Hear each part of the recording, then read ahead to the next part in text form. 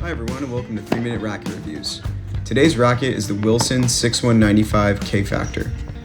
In terms of the ground strokes, I'd give this a 7.5 out of 10. I think it lacks directional control that other Wilson SixOne 95s were known for prior to this point.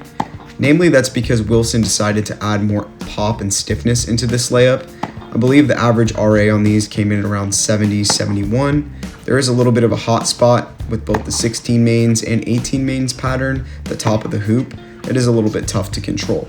In terms of net play, I'd give this an 8 out of 10. I think the frame came with pretty high swing weights relative to the prior iterations, so that made it a little bit less maneuverable at net.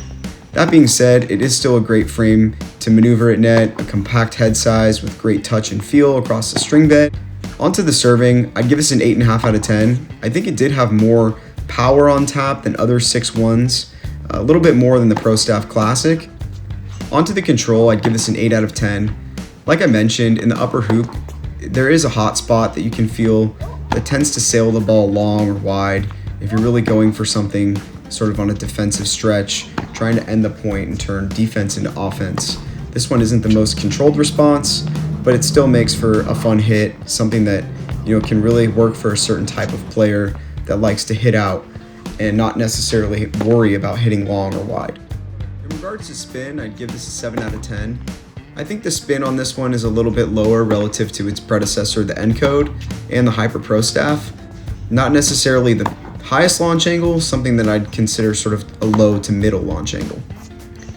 Moving on to the stability here, I'd give this an 8.5 out of 10, mainly because of that increased stiffness and weight added to the hoop in this layup. I think Wilson really tried to make this one work transitioning into the modern baseline game. So they wanted to stiffen the upper hoop response, which in turn made it a very stable tennis racket in general.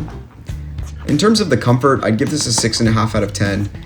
For me, this is the most brittle feeling or harsh feeling SixOne 95 that's ever been made, even more so than the SixOne 95 Classic. The response is definitely more on that harsh side. For me, it's really easy to feel sort of a harsh sensation when you strike it outside of the sweet spot.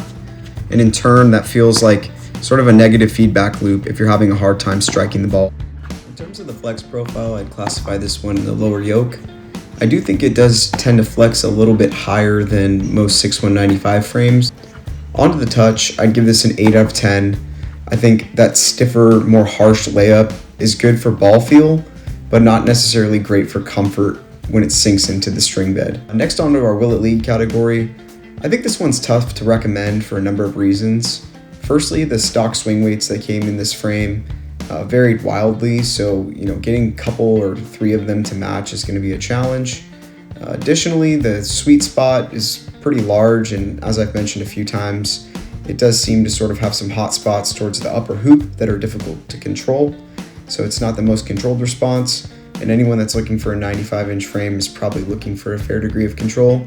So for that reason, I think it might be a pass in terms of league play or competitive environments for the average player. Lastly, onto the cosmetics. This one gets a 9 out of 10 for me. I think that classic Pro Staff motif of red, white, black, a little bit of silver really shines in this design, and the color blocking is classic Wilson. One of my favorite paint jobs that they've ever done, and definitely something I hope to see reissued, either on the Wilson SixOne 95 mold or the Pro Staff 90. Thanks everyone for tuning into this review. We'll see you in the next one.